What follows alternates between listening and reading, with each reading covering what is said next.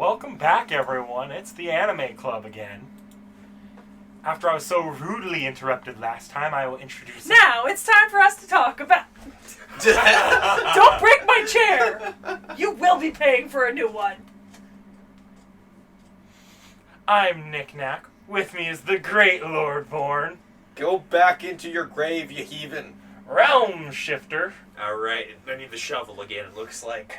And second. On a fucking power trip today, aren't you? We're back with our spoiler discussion. Which means we're gonna talk about the fucking characters and story. Spoiler-tastic. Spoilerful. Spoilericious. So delicious. So terrific. It's Blaine-alicious. No one understands that reference. So I guess coming out of the last part, there was a lot of discussion into the pacing of this series. So I guess, do we want to talk more on that, maybe? Look, here's the thing, right? I didn't have an issue with the pacing, considering that I know that this is, like, part one of many, right? But, like, it's kind of true. We get a lot of, like, there is a lot of shit thrown in that, like, normally would not be covered this quickly. Even in another slice of life or rom-com show. Like, there are too many things happening that take too long. Yeah, and it's more so, I guess, not so much of a problem that I have with the pacing per se. It's more so the structure that I have an issue with it. And by structure, I mean the flip between slice of life to action to back to slice of life. Kind of that little dynamic it has going on with it. Like the pacing itself is fine. I do wish we got it. I do wish the show was a bit more action heavy than slice of life heavy, just because I know of it, what I expected of it as a series. After Index. I expected more action and less slice of life. So I think that didn't help when it was slice of life. I think when something contradicts your expectations, and not necessarily in a good way, it can make it even worse than it might have been. Because I know I've certainly had that problem with shows where I've, like, expected it to be one thing, and it's been completely another, and not in a good way. Yeah, no, I can see that. I find it fascinating, though, that the kind of thing that I think, because Seki definitely appreciated the world building more here. I did, but like, when you take into account the way that I was watching it, having already watched Index Season 1, the world, it almost seemed like I was just watching a compilation of OVAs that went with Season 1 that I didn't watch when I watched Season 1. You know? Like, it felt like it was just, like, associated material, not a whole new series. And part of that's definitely because I've been hyped up to this being, like, part of the same universe. So I wasn't even beginning to view it as something on its own or different. Like, and that honestly could be to its detriment as well. Because I'm not viewing it as a separate series on its own separate merits. In fact, right now, in my head, I'm currently judging Index and Railgun essentially together. You know, like I would One Piece collectively up to where we are, like all together, because it's all part of the same universe, you know? And unlike Fate, it's not flipping around fucking timelines and shit and singularities, so I can't say that Babylonia makes Stay Night better, because it doesn't.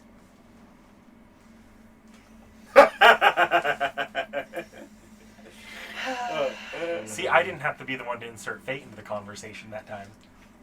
Yes. That is why I have the biggest shit-eating grin on my face right now. Well, it seemed like the most appropriate comparison, because we haven't watched many things where it's a bunch of technically separate series, but all part of the same universe and closely tied together. Like, these are much more closely tied together than, like, Garden of Sinners and Fate. Yeah. You know? And Tsukihime, the anime. Well, Elmloy.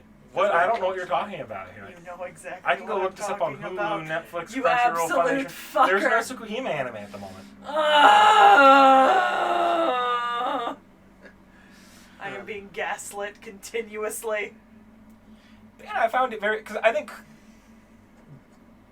what worked for you really didn't work for Realm here. Because in Index, what didn't work for you was just sort of that rapid fire pacing and the fact that the characters don't really take a moment to actually But exist. I think, to be honest, I think Realm's in the right here because, like, this is a separate anime series, right? Mhm. Yeah. One should be able to view it on its own, but you guys have been hyping it up to me as part of a thing, and I can't separate it anymore.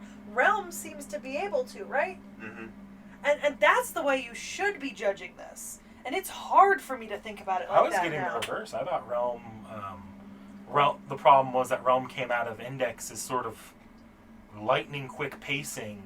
Yeah, into but this. but he went into this as a separate series, but in an associated universe. I kind of went into this as just a part of the same thing.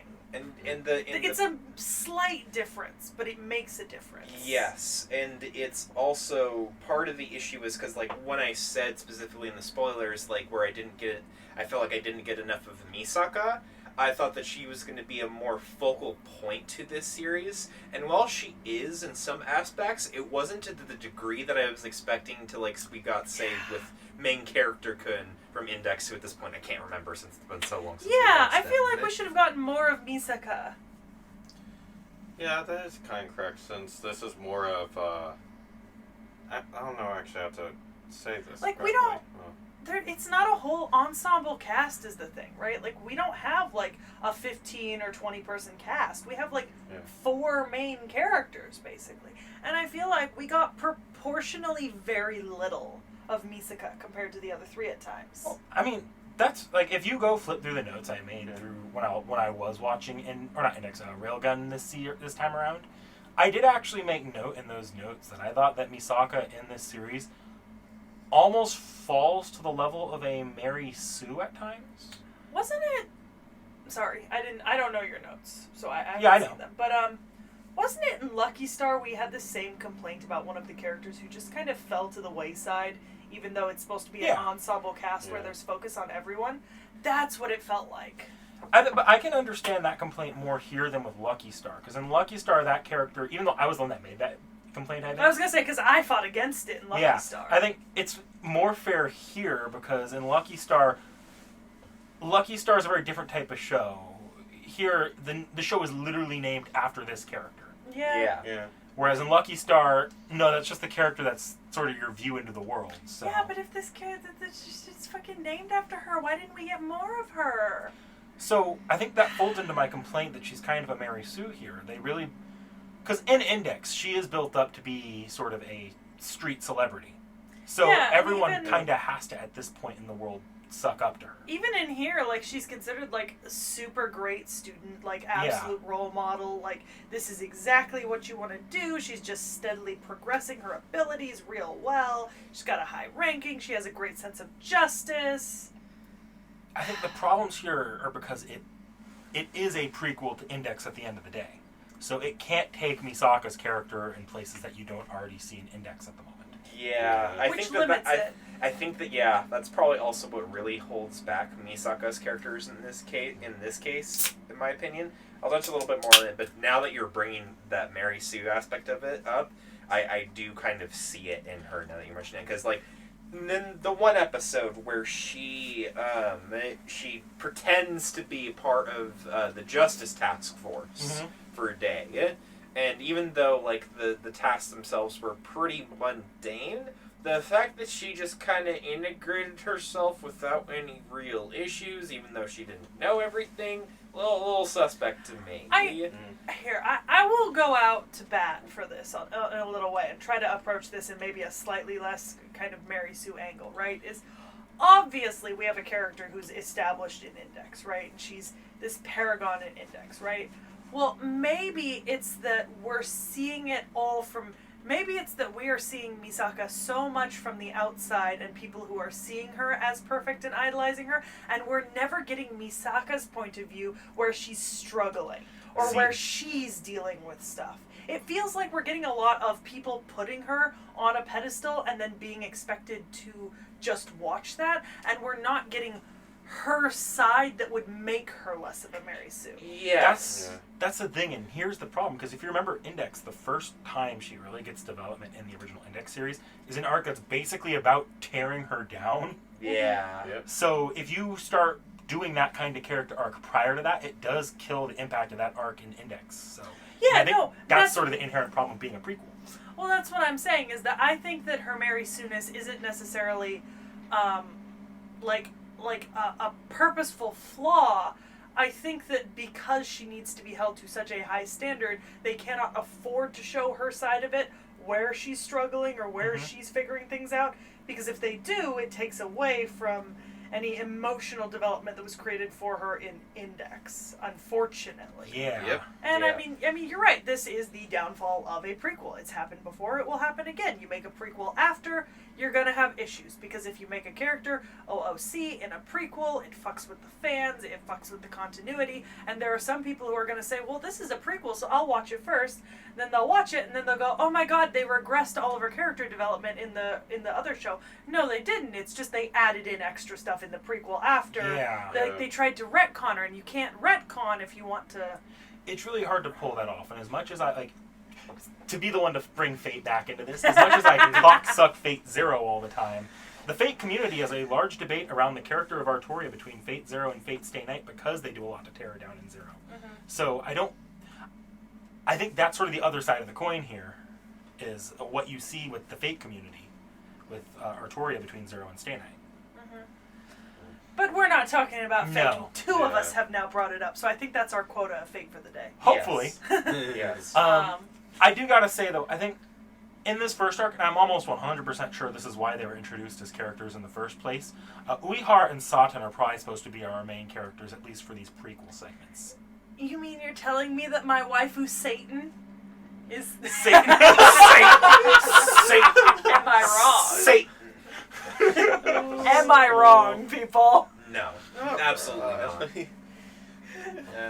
I guess one more note for me, and I know that this is prequel now, but this didn't make me like any more the quote unquote romantic interest Misaka has in main character Kun from Index, because it seems very one-sided on her end. Oh, it is, and it always has been. Yeah. Oh, yeah. And she literally just, like, it feels like whenever I see those two interacting, at least in the one fight scene that they had, it feels like her being an electrical railgun and him being able to nullify all her powers just seems like a metaphor for her and her sexual tension in those encounters. That's what it seems like to me in those instances. Random tangent done. Thank you for coming to my TED Talk. That was probably far more analytical than I think anyone ever in the history has given this thought to. Realm literally dropped a statement in this essay, I will. Yes. Realm literally dropped one of those on us just then. Yes. We all sitting here like, huh? Yeah. Yeah. What is this analysis bullshit? We're not here for this. No, this is my very much my own personal tangent. You can do with it what you will. Thank you. Cool, I'm keeping it in and I'm adding porn. Yes. No. Oh, no. So if I can step away from the Debbie Downer corner over there, I do want to talk about what I do enjoy about this. I enjoy personally, like the reason why I enjoy the pacing is because it feels like if you're paying attention, they do introduce the arc. While it's slow, you do get the idea that something is up with the overarching story throughout the story. Like in the early episodes, you get the disappearing girl, and they're like, she couldn't exist, and they don't really resolve that in the episode, and they just kind of let it drop for the audience to either forget about or to be brought up again. I really like that where it kind of builds up. There's that slow burn. I love it. Yeah, like the rumors, like, actually getting confirmed true. It's like, the city is not exactly what it's supposed to look like. So, yeah. Fam, the best plot device, in my opinion, will always be rumors and gossip that could or could not be true, but neither the characters nor the audience knows until the end. Yeah. Like, that will forever be one of my favorite plot devices ever, because I genuinely love sitting there with someone, watching a show, and just being like, did you hear the rumor that they just talked about? Do you think it's true? Oh, they're definitely fucking. Then you get to the end of the show and you're like, whoa, they weren't fucking. You know? I could have pegged it. Or, I just didn't well, know. why'd you have to use fucking for this analogy? But you know. Because I was thinking about my British period dramas. Okay. That It's makes always more whether or not they're It's having always sex. whether or not they're having sex in those cases. Exactly. Speaking of those rumors, can I comment that this watch was the first time I ever caught so in English they call that rumor the undresstress, that one character who just strips. Yeah. In Japanese, they call her the Mugi-yona, a play on Yuki-yona. Yeah. And I didn't catch that until this recent watch, so I'm like, oh. But that's one of those, like, Japanese wordplay things you're not going to catch most of the time. Those Japaneseisms. Yeah. Nourish of kittens? Just making sure she was breathing. Okay. Gotta do that every once in a while. I don't know. As I used to dog sit old dogs, and it gives me anxiety sometimes when I don't see them like breathing. Visibly. I do that with Jack sometimes too. Yeah. Yeah. Honestly, at times it feels like you could do that with characters from this show. Yeah. Double check to make sure they're still breathing. Is there a pulse? Is there a pulse? Yeah. Okay. Good. I kind of want to. So in terms of the main characters, right? So we've got a main four, right? We have Mikasa Mikoto. We talked about her a lot, and we haven't really talked about Shirai Kuroko. Oh, the roommate. Yeah. Yeah. We haven't really talked about her yet. Sexual harassment. And we did mention Satan Ruiko and Uehara Kazari. And yes, I will be using Satan. I don't care if it's Satan or Satan. Satan. No, she's absolutely Satan. It's fucking Satan. Satan. Oh, She's the goddamn devil. Also, I really empathize with Satan because she's just like, I want to gain Esper abilities. I want to gain Esper abilities. Especially when everyone around you has them. Oh, Nah, it fam. sucks. No, and honestly, I understand that, like, the desire for something, but the complete lack of enthusiasm and motivation to actually go through with what is necessary to achieve said desirable goal. Well, it's funny that we haven't mentioned her much because she kind of drives the series. Like meeting Misaka is from mostly her point of view. Yeah, because, like, the main part of, like, this first season, right, is the fucking sound file, right? Yeah. And the Esper abilities. She's the only character who doesn't have an ability, and she wants Esper abilities, but she also has, like, very little enthusiasm into, like, actually getting them, and oh boy, if I don't fucking feel that. Then she does drugs. Then she effectively does the equivalent of Esper drugs. Yeah. Yeah. Although We love there Satan. aren't actual Esper drugs. We fucking love Satan. Remember, only Satan does drugs, kids. Yep. God. Oh. So, any other comments on Satan, I guess? No. Satan is Satan. So let's talk about the two that we haven't really talked about, Kuroko and Kazari. Yeah. I mean, they're definitely a very nice duo together. You can definitely see how they play off each other. They're a good duo. You know who's not a good duo? What? Kuroko and Misaka. That they're funny though. Oh. One-sama.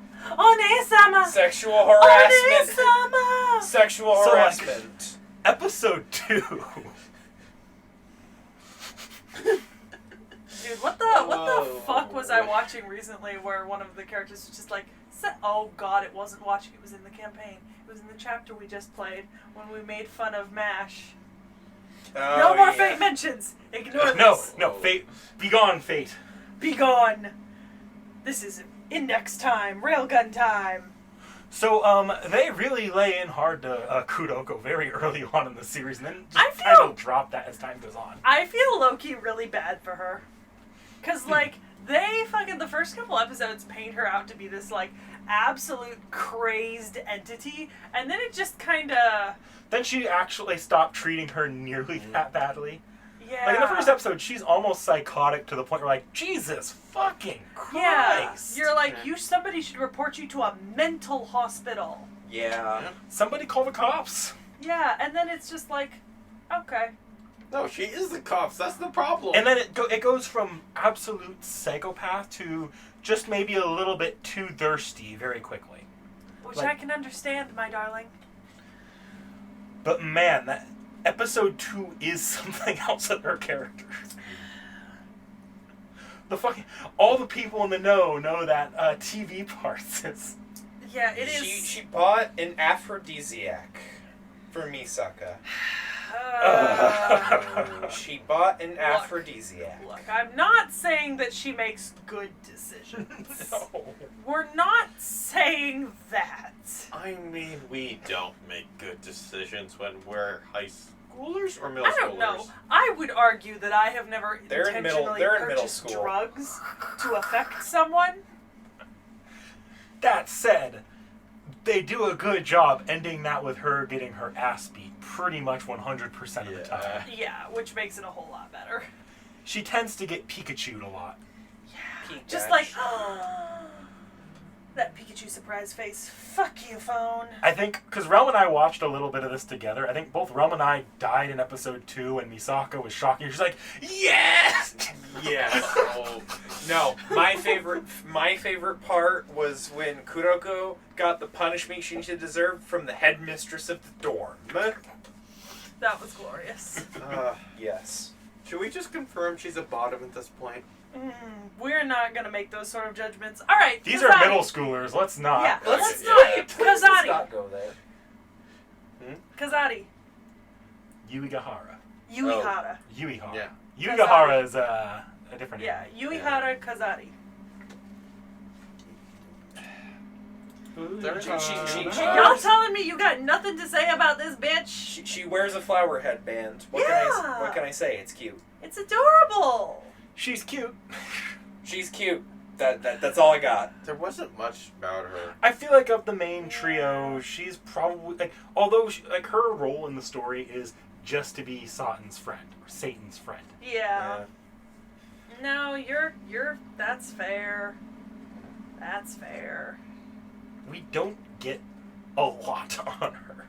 Like the most we get on her is that her, Satan, or Satan in this case, and Kuroko are good friends together. Well, no, we also get that promise scene, but like That's what I'm more talking Kuroko. about when I bring this Oh, up. yeah. Yeah. So. Yeah. Well, that's Guess- the extent of it. Do we got wife? Suppose got okay. waifu wars? We're gonna do waifu wars with an addendum. Yeah. In no way are we saying that these are middle schoolers. Yeah. Okay? These are middle schoolers. Let's keep that in mind. Yeah. So with that being said, waifu wars. Waifu wars. Waifu wars. Knick-knack. Oh, the dorm headmistress for sure. I mean, God, I would let her crack my neck like that. Oh, yeah. Born. Prequel, Toma. Yeah, Toma. Tamatoa. Toma. I gotta say, I do like Toma more as a side character than a main character anime-wise. Also, headmistress, please snap my neck, mommy. Headmistress, snap my back like a goddamn glow stick and dunk me in a sauna. That's gonna feel nice for you, though. That's gonna feel fucking amazing. That's the point. Crack my back the way you cracked those girls' necks. Absolutely shatter me, mistress. Yes. So I'm glad that we're mostly on the same page. Yeah, MVP is the dorm mistress. She has like 2 absolutely. appearances, but they're both golden. They're Yes. the best appearances. Exactly. So yeah. I guess with that being said, I think we're good for now. So, Yeah. you know, like, comment, subscribe, and Try harder, everyone. We'll see you back here next time.